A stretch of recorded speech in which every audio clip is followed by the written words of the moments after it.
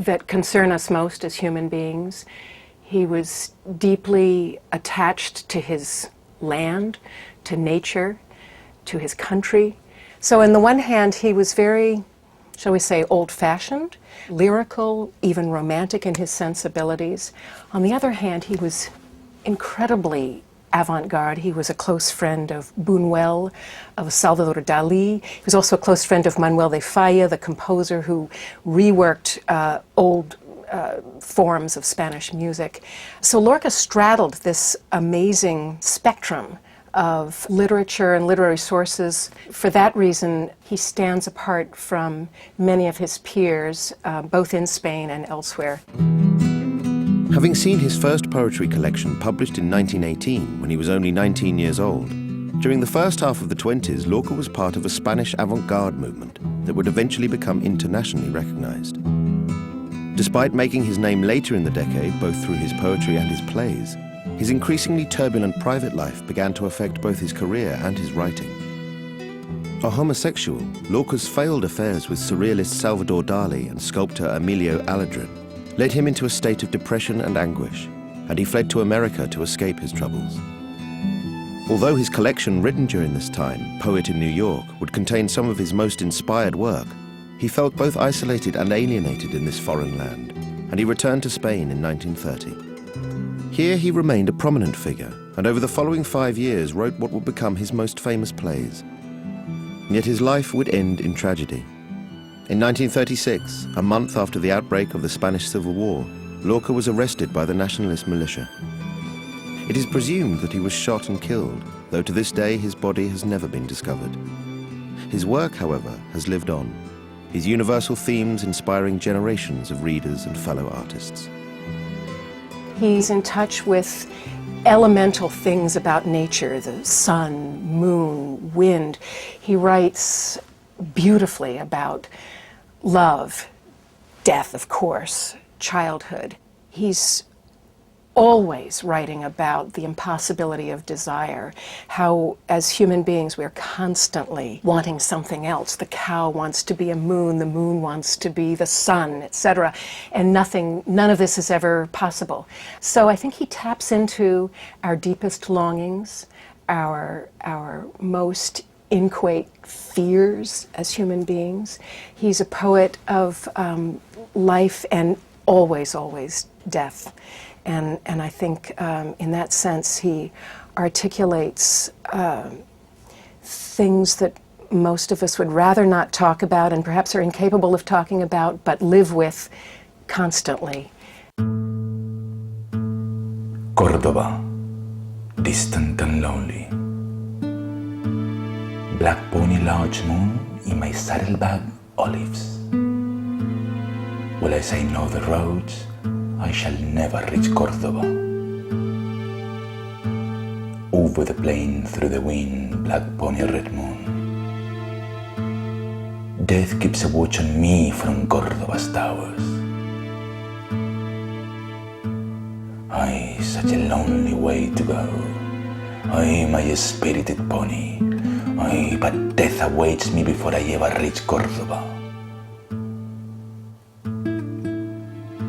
Córdoba, distant and lonely. In some ways, I think he was terrified of death. I know he was terrified of death. But in other ways, he brought it on. I don't mean to suggest that he brought on his own death, but he courted it, almost as a lover would court another lover. He wrote about it incessantly. His plays are about death. I mean, it's the big question that we all face, and he confronted it head-on, fearlessly, from the time he was 16, 17 years old. I think that's pretty astonishing. And it was also at around the same age that a young aspiring writer named Leonard Cohen first discovered the work of Lorca. Oh, a long time ago, I was about 15 in my hometown of Montreal. I was rumbling through this bookstore in Montreal, and I came upon this old book, a second-hand book of poems by a Spanish poet. I opened it up and I read these lines. I want to pass through the arches of Elvira to see your thighs and begin weeping. Well, that certainly was a refreshing sentiment.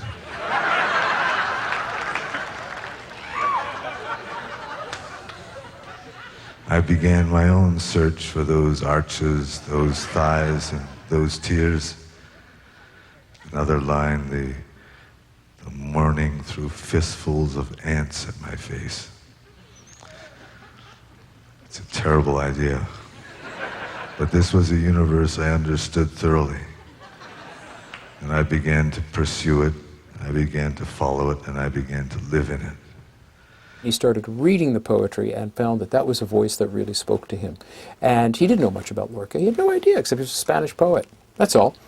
He had no idea of Lorca's death or of Lorca's story and the years he spent in New York and the overlap, because as we know, Leonard goes to Columbia University, I think it's 56, 57, the School of General Studies, and then he discovers Lorca was in New York and that he had similar kinds of experiences. All that was kind of accidental. What is it about Lorca's work that speaks to Leonard, the complexity of experience and feeling and love and a kind of making out of the contradictions of your, I will say, darkness, art? And that's Leonard.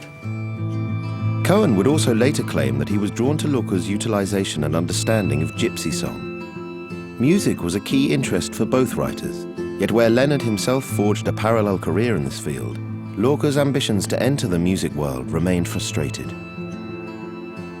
Lorca was first and foremost a musician. He started studying piano as a kid.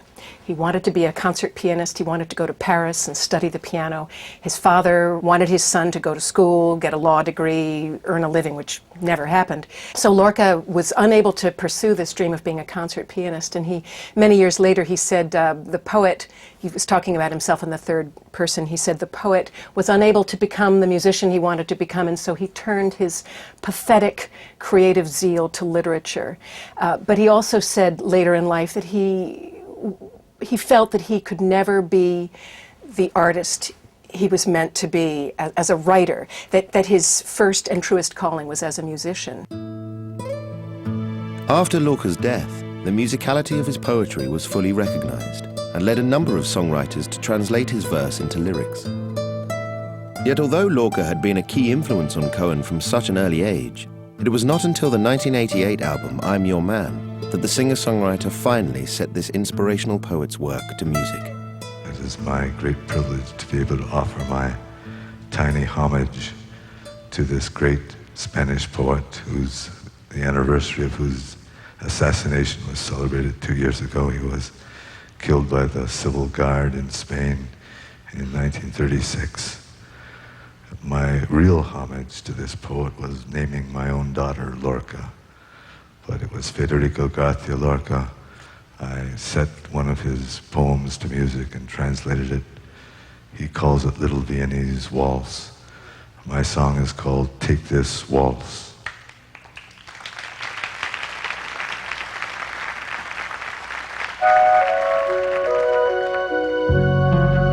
Now in Vienna there's 10 pretty women. There's a shoulder where death comes to cry. There's a lobby with 900 windows. There's a tree where the doves go to die. There's a piece that was torn from the morning, and it hangs in the gallery of frost.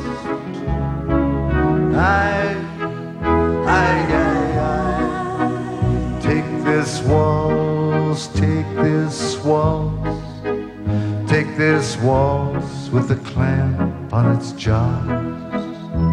I think he found in Lorca a touchstone, an example, non-Canadian, European, of an important writer who confronted so many of the themes and of the complexities of their identity, sexual and social, that spoke to Leonard. And then I think as Leonard matures, he goes back to Lorca and takes the best parts of Lorca and puts them into song and puts them into his poetry.